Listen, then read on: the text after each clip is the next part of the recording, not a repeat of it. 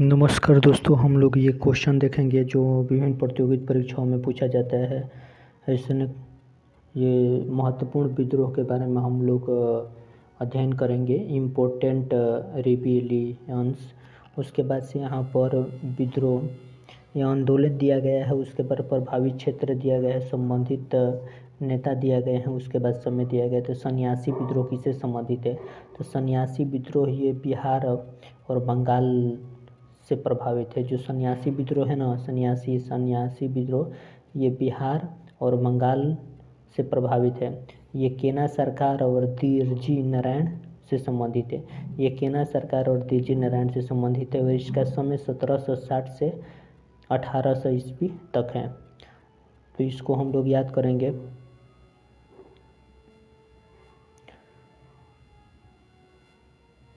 थोड़ा सा हल्का से बड़ा करेंगे। यहाँ पर देखिए, सन्यासी विद्रोह ये बिहार और बंगाल क्षेत्र प्रभावित था।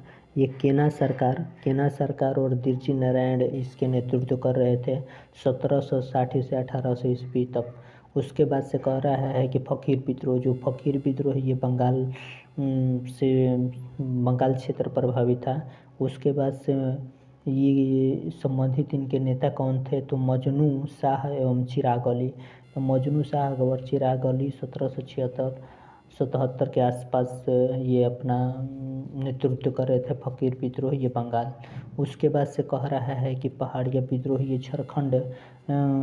झारखंड क्षेत्र में प्रभावित हो रहा था और इसका जो नेतृत्वकर्ता कर रहे थे ये तिलका माझी इसके नेतृत्व कर रहे थे।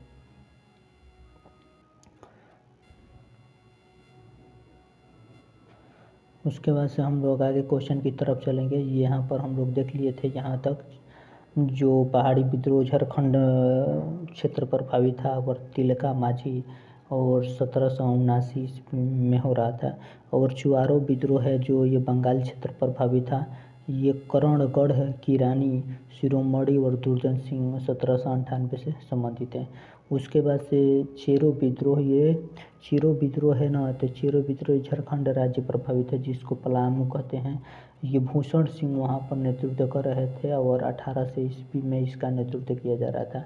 उसके बाद से कह रहा है कि पाली गरोह का विद्रोह ये किससे संबंधित है? तो पाली गरोह का विद्रोह ये तमिलनाडु राज्य से संबंधित है।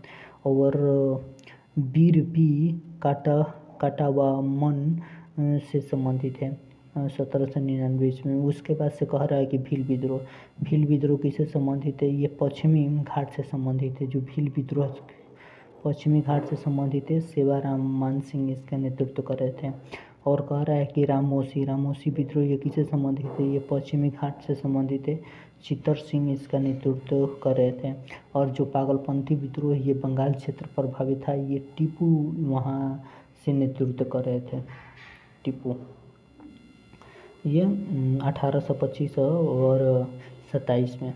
उसका रामोसी विद्रोह 22 से 29 में चला था।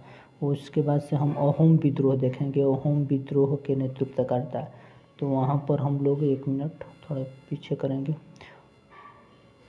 अहोम विद्रोह ये असम राज्य प्रभावित था। ये गोमधर कुंवर जो 1828 ईस्वी से संबंधित है। जो अहोम विद्रोह असम से संबंधित है, गोमधर कुंवर 1828 ईस्वी में। उसके बाद से बहावी आंदोलन बिहार उत्तर प्रदेश सैयद अहमद तुती मीर से संबंधित है जो 1831 ईस्वी में। और उसके बाद से कोल आंदोलन किससे संबंधित है? तो छोटा नागपुर झारखंड से संबंधित है। छोटा नागपुर ये झारखंड से संबंधित है, कोल विद्रोह। उसके बाद से हम लोग यहाँ पर आगे देखेंगे।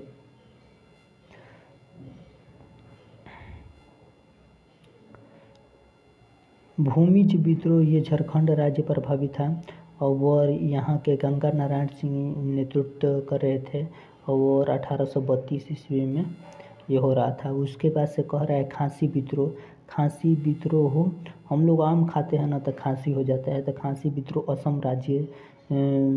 असम क्षेत्र में प्रभावित था। इसके नेतृत्वकर्ता तीरथ सिंह थे 1833 में। उसके बाद से कह रहा है कि फराजी आंदोलन ये बंगाल क्षेत्र प्रभावित था और शरियातुल्ला टुटू मियाँ यहाँ के नेतृत्वकर्ता थे। 1838-48 ईस्वी में इसको नेतृत्व किया था। नील विद्रोह बंगाल और बिहार में ये बहुत प्रभावित था और इसका नेतृत्वकर्ता दिगंबर बिश्वास और विष्णु विश्वास 1854 ईस्वी में इसको नेतृत्व कर रहे थे। उसके बाद से कह रहा है कि संथाल विद्रोह, जो संथाल विद्रोह है ये बंगाल और बिहार क्षेत्र प्रभावित था। संथाल विद्रोह सिंधु कान्यू 1855-56 में, ये सबसे मोस्ट इम्पोर्टेंट है। ये संथाल विद्रोह के नेतृत्वकर्ता सिंधु कान्यू है और 55-56 में इसका नेतृत्व किया जा रहा था, 1855-56 में। उसके बाद से हम मुंडा विद्रोह देखेंगे। मुंडा विद्रोह ये झारखंड क्षेत्र पर शासित है, बिरसा मुंडा थे। उसके बाद से पाइका विद्रोह ये उड़ीसा से संबंधित है और खासी जगबंधु से संबंधित है। और पवना विद्रोह, पवना बंगाल ईश्वर चंद्र शंभू से संबंधित है। और ढाकना विद्रोह महाराष्ट्र और अनाडे से संबंधित है। उसके बाद से हम लोग आगे देखेंगे, ये आगे देखेंगे। कह रहा है कि दक्कन विद्रोह महाराष्ट्र रोनाल्डो से संबंधित है। कह रहा है कि मोपला विद्रोह ये मालाबार केरल अली मसौलियर 1920 से 1922 ईस्वी से संबंधित है। तो ये मोपला विद्रोह मालाबार केरल अली मुसलियर 1920 से 22 ईस्वी तक हुआ था। कुक्का आंदोलन ये पंजाब क्षेत्र प्रभावित था। कुक्का आंदोलन ये पंजाब क्षेत्र प्रभावित था और ये पंजाब क्षेत्र क्या था, पंजाब क्षेत्र प्रभावित था। कुक्का आंदोलन ये पंजाब क्षेत्र पर भगत जवाहर मल यहाँ से नेतृत्व कर रहे थे। कुक्का आंदोलन पंजाब क्षेत्र ये प्रभावित था और नेतृत्वकर्ता भगत जवाहर मल 1840 से 42 ईस्वी तक हुआ था। मोपला बुधर व अली मुसलियार 1920 से 22 ईस्वी तक। रंगाओं का विद्रोह आंध्र प्रदेश से संबंधित है। आंध्र प्रदेश सीताराम रज्जू 1879 से 1920 ईस्वी तक इसका नेतृत्व। ताना भगत अंगुल ये बिहार क्षेत्र पर प्रभावित था। जतरा भगत इसका नेतृत्व कर रहे थे 1914 में। और तेभागा आंदोलन ये बंगाल क्षेत्र पर प्रभावित था। तो ये कम्पा राम सिंह और भवन सिंह 1946 ईस्वी में इसको नेतृत्व कर रहे थे। तेलंगाना आंदोलन आंध्र प्रदेश और पूचल पाली सुंदराय 1946 से संबंधित है। उसके बाद से हम लोग आगे क्वेश्चन देखेंगे। आगे क्वेश्चन कह रहा है कि सामाजिक सुधार अधिनियम सोशल रिफॉर्म एक्ट, तो कह रहा है कि शिशु वध प्रतिबंध ब्लेजली 1795 से 1804। तो शिशु कह रहा है कि शिशु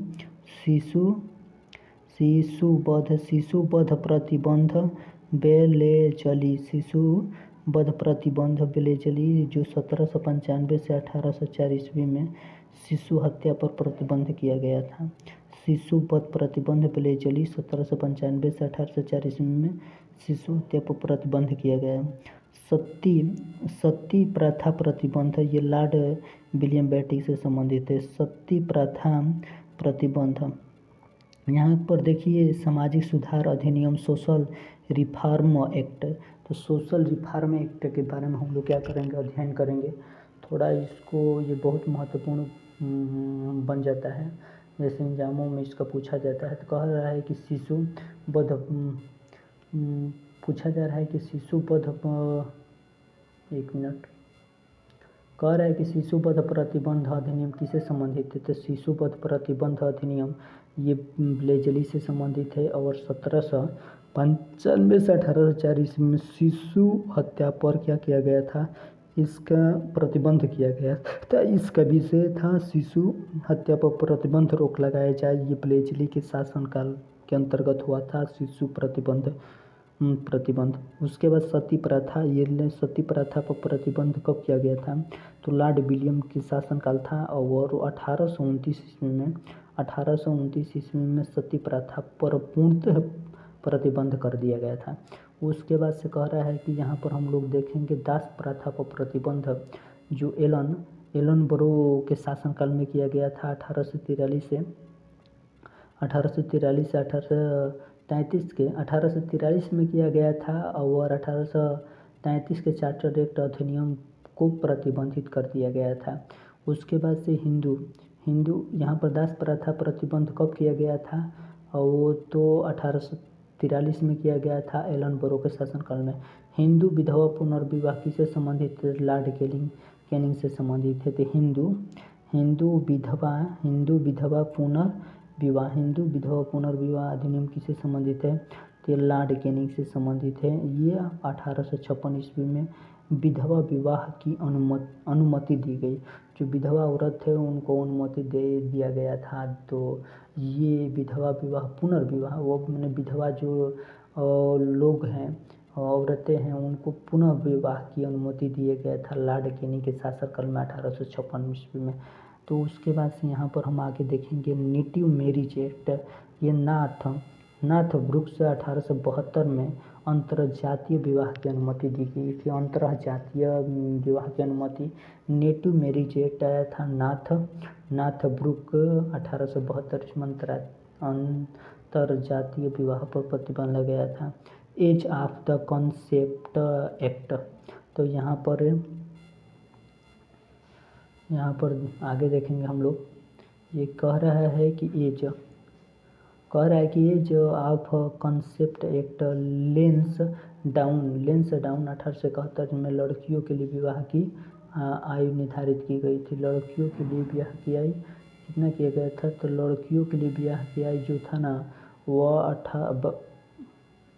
12 वर्ष से निर्धारित किया गया था। लड़कियों के लिए तो ये 12 वर्ष से निर्धारित किया गया था। उसी के बारे में कह रहे हैं एज ऑफ कंसेप्ट एक्ट। ये लेंस डाउन के शासनकाल में 1891 में लड़कियों के लिए विवाह की आयु 12 वर्ष से निर्धारित किया गया।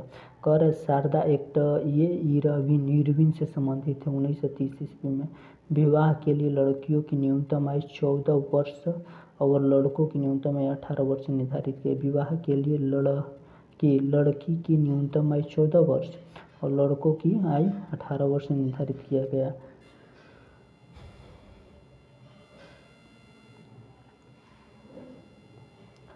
यहाँ पर कुछ उपकरण है, उसके बारे में हम लोग देखेंगे। तो कह रहा है कि डायनेमो किससे संबंधित है? तो डायनेमो है जो यांत्रिक ऊर्जा को विद्युत ऊर्जा में क्या करती है? परिवर्तन करती है। एक तरफ उपकरण दिया गया है और ऊर्जा का रूपांतरण किस में होता है ये हम लोग देखेंगे। यहाँ पर चलते हैं हम क्वेश्चन की तरफ। कह रहा है कि डायनेमो क्या करता है? डायनेमो ये यांत्रिक ऊर्जा को विद्युत ऊर्जा में परिवर्तित करता है। मोमबत्ती क्या करती है? तो मोमबत्ती क्या करती है? ये रासायनिक ऊर्जा को प्रकाश ऊर्जा में परिवर्तित करती है। उसके बाद से यहाँ पर हम देख लो मोमबत्ती हो गया। माइक्रोफोन क्या करता है? माइक्रोफोन ये ध्वनि ऊर्जा को विद्युत ऊर्जा में विद्युत ऊर्जा में परिवर्तित करता है। माइक्रोफोन ये ध्वनि ऊर्जा को विद्युत ऊर्जा में परिवर्तित करते हैं। माइक्रोफोन ध्वनि ऊर्जा को विद्युत ऊर्जा में कह रहा है कि माइक्रोफोन ध्वनि ऊर्जा को विद्युत ऊर्जा में लाउड स्पीकर, जो ये लाउड स्पीकर है ना, ये माइक्रोफोन ध्वनि ऊर्जा को किस में करता है? तो माइक्रोफोन ध्वनि ऊर्जा को विद्युत ऊर्जा में, माइक्रोफोन का काम है कि ध्वनि ऊर्जा को विद्युत ऊर्जा में भी माइक्रोफोन परिवर्तित करता है। और उसके विपरीत क्या करता है? ये विद्युत ऊर्जा को ध्वनि ऊर्जा में लाउड स्पीकर करता है। कह रहा है कि सोलर सेल किससे संबंधित है? तो सौर ऊर्जा को विद्युत ऊर्जा में। तो ये सोलर सेल किससे संबंधित है? तो सोलर सेल ये सौर ऊर्जा को विद्युत ऊर्जा में परिवर्तित करती है। कह रहा है कि ट्यूबलाइट क्या करती है? ट्यूबलाइट ये विद्युत ऊर्जा को प्रकाश ऊर्जा में परिवर्तित करती है। तो ये विद्युत ऊर्जा को प्रकाश ऊर्जा में परिवर्तित करती है। ट्यूबलाइट विद्युत ऊर्जा को प्रकाश ऊर्जा में परिवर्तित करती है। विद्युत ऊर्जा को प्रकाश ऊर्जा में परिवर्तित करती है, ये विद्युत ऊर्जा को प्रकाश ऊर्जा में। उसके बाद से विद्युत मोटर, ये विद्युत मोटर है विद्युत ऊर्जा को प्रकाश ऊर्जा में। उसके बाद से कह रहे हैं उत्तर प्रकाश ऊर्जा में ट्यूबलाइट करते हैं। अब विद्युत मोटर ये विद्युत ऊर्जा को यांत्रिक ऊर्जा में, ये डायनेमो को उल्टा करता है। ये यांत्रिक ऊर्जा को विद्युत ऊर्जा में डायनेमो करता है ये विद्युत ऊर्जा को यांत्रिक ऊर्जा में विद्युत मोटर करता है। उसके बाद से विद्युत बल्ब को देख लेंगे, विद्युत ऊर्जा को प्रकाश ऊर्जा में से ऊष्मा ऊर्जा में इसको परिवर्तित करता है। विद्युत सेल किसे रासायनिक ऊर्जा को विद्युत ऊर्जा में परिवर्तित करता है। सितार यांत्रिक ऊर्जा को, ये यांत्रिक ऊर्जा को क्या करते हैं, यांत्रिक ऊर्जा को ध्वनि ऊर्जा में परिवर्तित करता है। ये क्वेश्चन अच्छा लग रहा है तो इस चैनल को सब्सक्राइब कीजिए ऐसे ही मोस्ट इम्पोर्टेंट क्वेश्चन पाने के लिए। यहाँ पर हम लोग देखेंगे कि एक तरफ स्रोत दिया गया है और एक तरफ क्या दिया गया है, एक तरफ प्राकृतिक अम्ल दिया गया है। तो कह रहा है कि सिरका का क्या काम है। सिरका काम है एसिटिक, सिरका का क्या काम है, तो सिरका के काम है एसिटिक एसिड को क्या करते हैं, यहाँ पर सिरका के काम है एसिटिक एसिड को ये चेंज करता है। सिरका एसिड में चेंज करता है। उसके बाद से हम लोग आगे जाएंगे, सेव पर आ जाएंगे। किस पर आ जाएंगे, सेव पर आ जाएंगे। ये मौलिक, ये कह रहा है मौलिक एसिड से संबंधित है। अंगूर क्या है, संबंधित है। अंगूर ये क्या है, अंगूर ये टार्टरिक एसिड से संबंधित है। अंगूर किससे संबंधित है, अंगूर ये टार्टरिक एसिड इसमें पाया जाता है। सिरका में एसिटिक एसिड पाया जाता है, सेव में मौलिक एसिड पाया जाता है और अंगूर में टार्टरिक एसिड पाया जाता है। इमली में भी टार्टरिक एसिड पाया जाता है। खट्टे फलों में भी ये साइट्रिक एसिड पाया जाता है। उसके बाद से हम लोग आगे जाएंगे। खट्टे फल ये साइट्रिक एसिड से संबंधित है। खट्टे फल ये साइट्रिक एसिड से संबंधित है। दूध में लैक्टिक एसिड पाया जाता है। खट्टे फलों में खट्टे फल साइकिल से जाकर लाते हैं, तो इस तरह याद कर रखेंगे। यहाँ पर हम देख लेंगे कि दही में कौन सा अम्ल पाया जाता है। तो आप लोग देख सकते हैं कि दही में ये लैक्टिक अम्ल होता है। तो दही दूध लेते हैं पीने के लिए, तो इसमें लैक्टिक अम्ल पाया जाता है। दही दूध क्या करते हैं, लेते हैं पीने के लिए, तो इसमें क्या पाया जाएगा, इसमें लैक्टिक अम्ल पाया जाएगा। घास बेंजोइक, वन जैसा जो रहता है ना, उसी को हम लोग घास कहते हैं। तो घास में बेंजोइक अम्ल पाया जाता है, बेंजोइक अम्ल। उसके बाद से सोडा वाटर में कौन सा अम्ल पाया जाता है, तो कार्बनिक अम्ल पाया जाता है। उसको बिच्छू में कौन सा अम्ल पाया जाता है, तो फार्मिक एसिड पाया जाता है, फार्मिक एसिड। और चींटी में ये फार्मिक एसिड पाया जाता है। तो ये मूत्र में कौन सा अम्ल पाया जाता है, तो मूत्र में ये यूरिक एसिड पाया जाता है। मूत्र में क्या पाया जाता है, तो मूत्र में यूरिक एसिड पाया जाता है। चींटी में फार्मिक एसिड और बिच्छू में भी फार्मिक एसिड पाया जाता है। उसके बाद से यहाँ पर राष्ट्रपति और किसके समक्ष ये नियुक्ति, देखिए ये पद की शपथ या प्रतिज्ञा के बारे में हम लोग देखें। एक तरफ नियुक्ति और किसके समक्ष होती है, जो राष्ट्रपति की नियुक्ति किसके समक्ष होती है, तो भारत के मुख्य न्यायाधीश या उनकी अनुपस्थिति में उच्चतम न्यायालय के श्रेष्ठतम न्यायाधीश के अधीन किया जाता है। भारत के मुख्य न्यायाधीश या उनकी अनुपस्थिति में, मान लीजिए कि ये राष्ट्रपति को कौन नियुक्त करता है, तो राष्ट्रपति को भारत के मुख्य न्यायाधीश या तो नियुक्त करेंगे। अगर वह नहीं है तो उनकी अनुपस्थिति में उच्चतम न्यायालय के जो श्रेष्ठतम न्यायाधीश होंगे वो उनको क्या करते हैं, राष्ट्रपति के पद पर चुनते हैं। उसके बाद उपराष्ट्रपति राष्ट्रपति या राष्ट्रपति द्वारा इस निमित्त कोई व्यक्ति हो जाएंगे। तो उपराष्ट्रपति राष्ट्रपति या राष्ट्रपति द्वारा इस निमित्त कोई व्यक्ति से संबंधित हो जाएंगे। उसके बाद से राष्ट्रपति द्वारा नियमित कोई भी सदस्य। उच्चतम न्यायालय के न्यायाधीश को कौन नियुक्त करते हैं, तो राष्ट्रपति द्वारा नियुक्त कोई भी व्यक्ति कर सकते हैं। अगर उसके बाद राज्यपाल को उच्चतम न्यायालय के मुख्य न्यायाधीश या उनके अनुपस्थिति में उच्च न्यायालय से प्रबंध ज्येष्ठतम, जो उनसे ज्येष्ठ हो श्रेष्ठतम होंगे वे न्यायाधीश उनको क्या कर सकते हैं, नियुक्त कर सकते हैं। और केंद्रीय मंत्रिपरिषद में मंत्री राष्ट्रपति। उसके बाद नियंत्रण लेखा परीक्षक को राष्ट्रपति द्वारा नियुक्त किया जाता है। संसद सदस्यों को राष्ट्रपति द्वारा नियुक्त कोई भी व्यक्ति हो सकते हैं। राज्य की विधायक को राज्यपाल या राज्यपाल द्वारा इस निर्मित नियुक्ति कोई व्यक्ति कर सकते हैं। राज्य के मंत्रिपरिषद के मंत्री राज्यपाल से संबंधित है। यहाँ पर कह रहा है कि न्यायालय के न्यायाधीश राज्यपाल और राज्यपाल द्वारा इस निमित्त नियुक्ति कोई भी व्यक्ति कर सकते हैं। यहाँ पर हम लोग देख लेंगे कि राष्ट्रपति कौन किसको त्याग पत्र दे सकता है, उसके बारे में हम लोग देखेंगे। तो राष्ट्रपति जो होता है ना, वो ये उपराष्ट्रपति को त्याग पत्र देता है। उपराष्ट्रपति राष्ट्रपति को, उच्चतम न्यायालय के न्यायाधीश होते हैं ना, ये भी राष्ट्रपति को त्याग पत्र, राज्यपाल राष्ट्रपति को त्याग पत्र देते हैं। उच्च न्यायालय के न्यायाधीश ये राष्ट्रपति को त्याग पत्र देते हैं। लोकसभा का अध्यक्ष, ये लोकसभा का उपाध्यक्ष को ये अपना त्याग पत्र देते हैं। ये लोकसभा का अध्यक्ष अपना उपाध्यक्ष को देते हैं और उपाध्यक्ष लोकसभा के अध्यक्ष को अपना त्याग पत्र देते हैं। उसके बाद से कह रहा है कि राज्यसभा के उपसभापति सभापति को अपना त्याग पत्र देते हैं।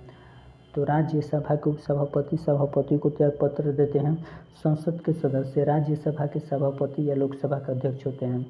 संसद के सदस्य को कौन त्याग पत्र देता है, तो राज्यसभा के सभापति या लोकसभा के अध्यक्ष उनको त्याग पत्र देते हैं। उसके बाद से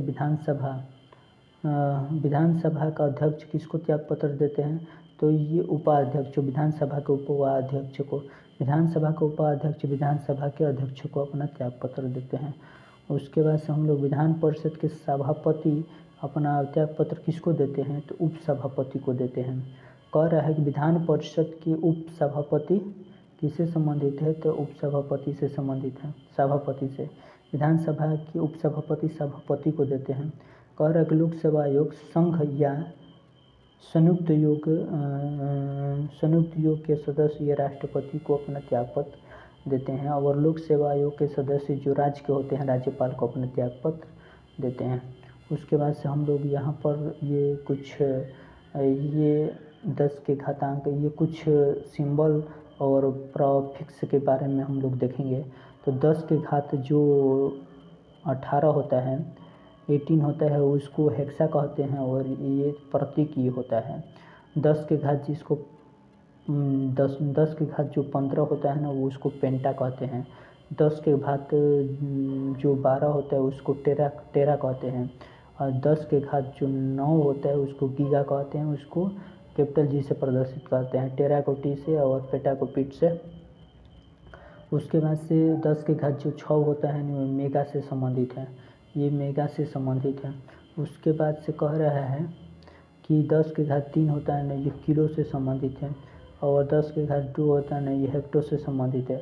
10 के घात 1 होता है, ये डेका से संबंधित है। उसके बाद से 10 के घात 1 होता है, ये हेक्टा से संबंधित है। ये 10 के घात 18 है ना, ये एक्टो से संबंधित है। 18 ये एक्टो से संबंधित है। 10 के घात जो 15 है ना, ये फेस्टो से संबंधित है। यहाँ पर देख लें 10 के घात जो 3 होता है, ये किलो से संबंधित है। ये क्या होता है, 10 के घात कितना होता है, जो 10 के घात 3 होता है ना, ये किलो से संबंधित है। 10 के घात 2 है जो हेक्टो से संबंधित है। 10 के घात 1 है जो ये डेका से संबंधित है। 10 के घात -18 है, ये एक्टो से संबंधित है। और 10 के घात -18 से ये फेमोटो से संबंधित है। और ये 10 के घात 15 हो जाए तो फेमटो हो जाएगा। 10 के घात 12 हो जाएगा तो ये पिको से संबंधित हो जाएगा। और 10 के घात जो 12 हो जाएगा वो पिको, 12 लीटर दूध पीते हैं तो 10 के घात -12 हो जाएगा। और यहाँ पर 10 के घात माइनस हो जाएगा ना, तो ये नैनो से संबंधित हो जाएगा। 10 के घात -12 तो ये नैनो से। 10 के घात 6 हो जाएगा तो माइक्रो हो जाएगा, तो यहाँ पर माइक्रो हो जाएगा, ये हम लोग देख लेंगे। 10 के घात -3 हो जाएगा ना, तो मिली हो जाएगा। 10 के घात -2 हो जाएगा तो सेंटी हो जाएगा। 10 के घात 1 हो जाएगा तो ये डेसी हो जाएगा। यहाँ 1 निबल बराबर 4 बिट्स के बराबर होता है। जो 1 निबल है ना, यहाँ पर 1 निबल 4 बिट्स के बराबर होते हैं। 1 बाइट किसके बराबर होते हैं, 8 बिट के। 1 बाइट या 8 बिट के बराबर होते हैं। 1024 बाइट किससे संबंधित है, 1024 बाइट 1 किलो बाइट से संबंधित। 1024 बाइट 1024 बाइट 1 किलो बाइट के संबंध। 1024 बाइट 1 किलो बाइट के। 1024 किलो बाइट 1 मेगाबाइट के बराबर होते हैं। 1025 मेगाबाइट 1 गीगाबाइट के बराबर होते हैं। तो ये हम लोग देख लेंगे 1 निबल बराबर 4 बिट्स के बराबर हो जाएंगे, 1 बाइट से बराबर 8 बिट के बराबर हो जाएंगे, वो 1024 बाइट बराबर 1 किलोबाइट के बराबर हो जाएगा। 1024 किलोबाइट 1 मेगाबाइट, 1025 मेगाबाइट 1 गीगाबाइट के बराबर हो जाएगा। उसके बाद से यहाँ पर 1000 यहाँ पर हम लोग इसको एक तरफ से याद कर लेंगे, जैसे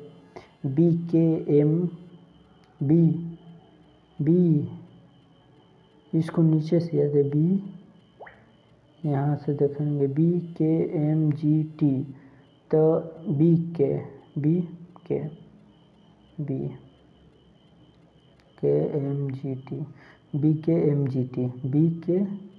ये इनके BKM किलो, पीछे वाला से 1 वाला से BK, तो यहाँ से BKMGT हो जाएगा 1 BKMGT, और उसके बाद से 1024 माय हो रहा है टी, और उसके बाद AG यहाँ पर देख लेंगे हम लोग, ये सब देख लीजिएगा अपना। नोबेल पुरस्कार के बारे में ये दिखाई दे रहा है रविन्द्रनाथ टैगोर को। यहाँ रविन्द्रनाथ टैगोर को नोबेल पुरस्कार 1913 में ये साहित्य के क्षेत्र में दिया गया था। CV रमन को भौतिक विज्ञान के क्षेत्र में 1930 में दिया गया था। हरगोविंद खुराना को 1968 में ये चिकित्सा के क्षेत्र में दिया गया। मदर टेरेसा को ये अल्बानिया जो 1948 में भारत की नागरिकता दिया गया, उनको शांति के क्षेत्र में 1979 में दिया गया था, वो 1979 में दिया गया था। उसके बाद से कह रहा है कि एस चंद्रशेखर को भौतिक विज्ञान के क्षेत्र में 1883 जब भारत वर्ल्ड कप पहला बार जीता गया, उसमें भौतिक विज्ञान के क्षेत्र में नोबेल पुरस्कार दिया गया था। अमर्त्य सेन है ना, उनको आर्थिक और कल्याणकारी क्षेत्र में ये पुरस्कार दिया गया था, ये अमर्त्य सेन को 1998 में। और बी रामकृष्णायन ये रसायन राइबोसोम संरचना 2009 में दिया गया था। बी रामकृष्ण रसायन राइबोसोम संरचना 2009 में। कैलाश सत्यार्थी ये शांति के क्षेत्र में 2014 में इनको पुरस्कार दिया गया। कैलाश सत्यार्थी को दिया गया था, कैलाश सत्यार्थी को 2014 में। अभिजीत बनर्जी को आर्थिक विज्ञान 2009 में दिया गया था। नोबेल पुरस्कार की स्थापना, नोबेल फाउंडेशन की स्थापना 19 जून 1900 ईस्वी में हुआ था। अल्फ्रेड नोबेल ने 1860 में डायनामाइट की खोज किया। अल्फ्रेड नोबेल का जन्म 1833 में और मृत्यु 1896 में हुआ था। और नोबेल पुरस्कार की राशि प्रत्येक वर्ष बदलती रहती है, और पहले पाँच क्षेत्रों की पुरस्कार राशि नोबेल फाउंडेशन द्वारा प्रदान किया गया। अर्थशास्त्र क्षेत्र में पुरस्कार राशि ईश्वरी जैसरिसन बैंक प्रदान करता है। प्रत्येक वर्ष अक्टूबर में नोबेल पुरस्कार की घोषणा किया गया है। अल्फ्रेड नोबेल का जन्म 1833 में और मृत्यु 1896 में। इसमें नोबेल पुरस्कार की राशि प्रत्येक वर्ष बदलती रहती है, ये हो गया। और 1834 में इस नियम का प्रतिपादन हुआ जो मरणोपरांत दिया गया। अभी तक केवल 2 व्यक्तियों को यह पुरस्कार दिया गया।